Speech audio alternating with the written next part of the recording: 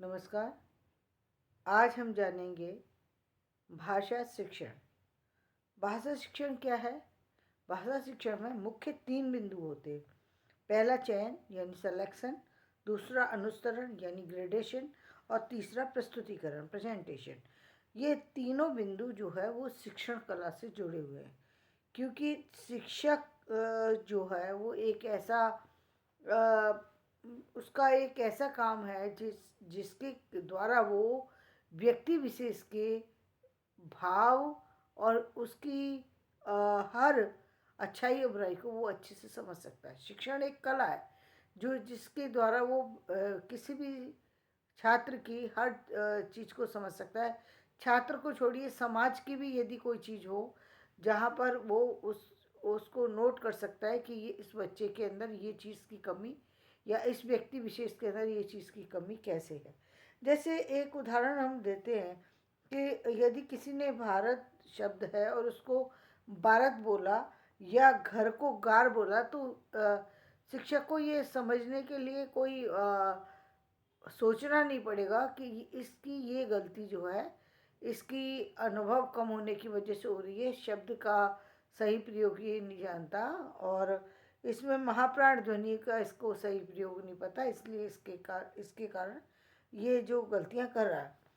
तो ये छात्र जो अध्यापक है वो इन माप तो वो यदि वो छात्र है तो शिक्षक का ये कर्तव्य हो जाता है कि वो उस महाप्राण ध्वनियों से उसे परिचित कराए। जहाँ उसने भारत बोला तो उसे ध्यान दिलाए कि ये भारत शब्द नहीं है, ये भारत शब्द है। तो इस तरीके से शिक्षक जो है एक महत्वपूर्ण कड़ी में काम करता है। इसी तरीके से हम जब बाकी रचना होता है, ये शब्द रचना थी। बाकी रचना में मैं आपने बहुत जगह देखा होगा, मैं खाना खाया हूँ, मैं खाना खाई हूँ। तो यहाँ पर व्यक्ति विशेष को विभक्ति का या कारक विशेष का उसको पता नहीं है, वो उससे अनभिज्ञ है, वो उसकी भाषा में इसका उसका ज्ञान नहीं हुआ। तो जब इस तरीके का छात्र या व्यक्ति विशेष उसे मिलता है तो उसको भी सुधारने की कोशिश करता है। इसके साथ साथ उसको ये पता होता है कि कितना कंटेंट कहाँ पढ़ाना है, कितना कंटेंट कहाँ नहीं पढ़ाना, किस तरीके से हमारे उसे ये बात की नॉलेज होती है कि हमारे भारतीय भाषा जो है विदेशी भाषा की तुलना में ज़्यादा पढ़ाना सरल है। विदेशी भाषा जहाँ अनुवाद और उसकी बात होती है, वहीं भाषा के विस्तार की हम बात करें तो अपनी भाषा में बहुत विस्तार व्यक्ति कर सकता है।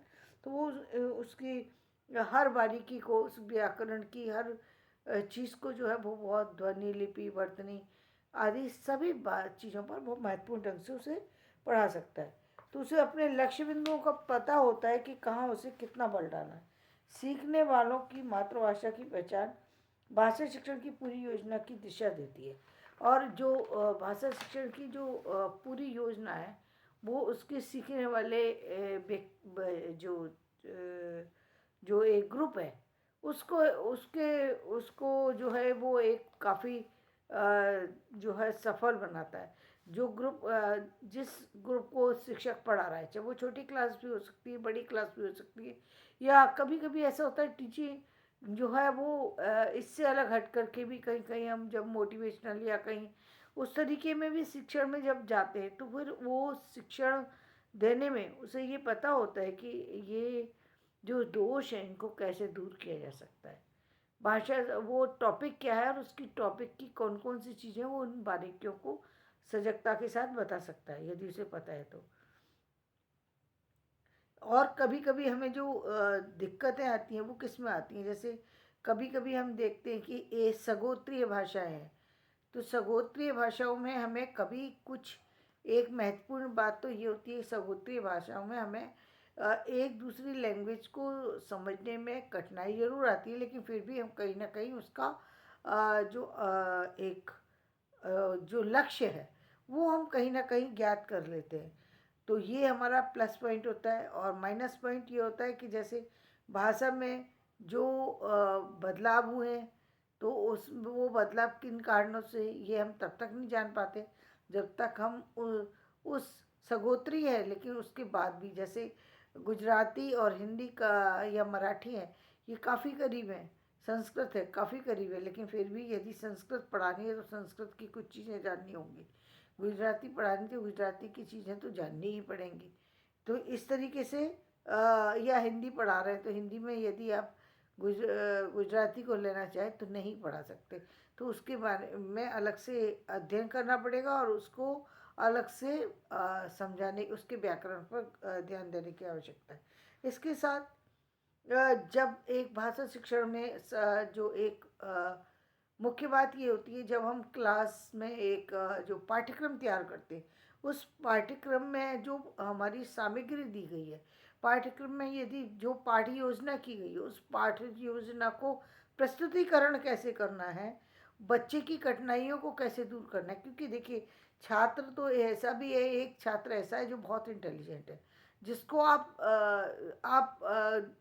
स्टडी बाद में कराएंगे, वो पहले से ही बहुत कुछ जानता है।